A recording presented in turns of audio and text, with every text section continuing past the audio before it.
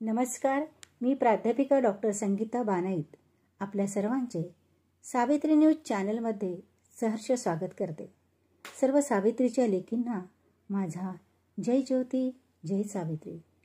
स्त्री शक्ती शारदोत्सव मंडळ शेषनगर नागपूर आणि सावित्री शक्तीपीठ महानगर नागपूर यांच्या संयुक्त विद्यमानाने व्यवसाय मार्गदर्शन सत्र आणि मी सावित्री बोलते एकपात्री प्रयोग सादर करण्यात आला।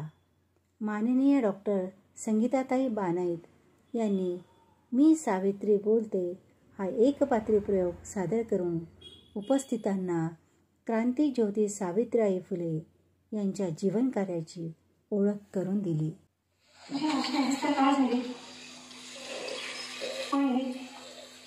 एक वर्षाच्या आधी नवरा मरण पावला।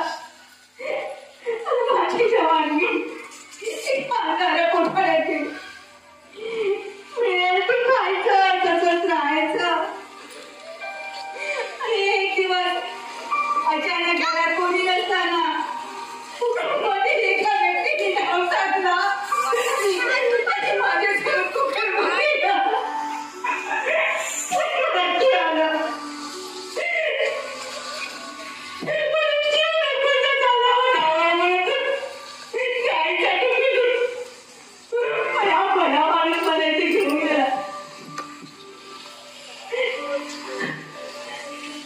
आलं शांत हो, बाळा शांत हो।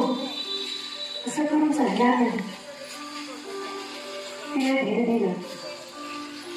पाहता पाहता 9 मास पूर्ण झाले। बाळ जन्माला आलं आणि त्याचं नाव यशवंता ठेवलं। त्याच पुत्राला आम्ही नंतर दत्तक घेतलं।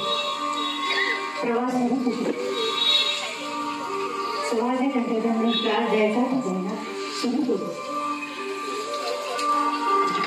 एवढ्यावरच भागलं नाही तर एक दिवस प्रमुख अतिथी मार्गदर्शक देवेंद्र काटे यांनी नागरिकांना व्यवसायाबद्दल मोलाचे प्रेरणादायी मार्गदर्शन केले। कार्यक्रमाची सांगता फुले सावित्री नसती तर मुलगी शिकली असती का या गीताने माननीय मायाताई जोगे आणि माननीय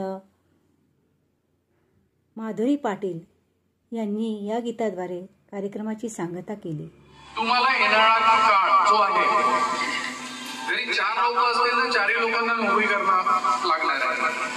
मी तुम्हाला 10 वर्षानंतरची परिस्थिती सांगतो आहे। एवढं मोठं विजन, एवढी दूरदृष्टी माझ्याकडे आहे। तेवढी मोठी दूरदृष्टी तुमची आतापासून असायला पाहिजे तर तुम्ही स्टेबल होऊ शकाल।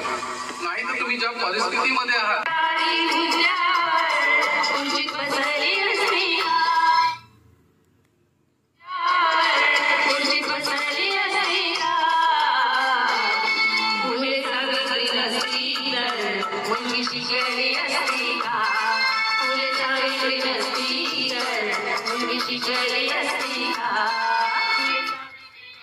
कार्यक्रमाचे आयोजन व निवेदन सावित्री शक्तीपीठाच्या अध्यक्षा माननीय मायाताई जोगे यांनी केले तर आभार प्रदर्शन सावित्री शक्तीपीठाच्या सचिव मनीषाताई काटे यांनी केले। धन्यवाद।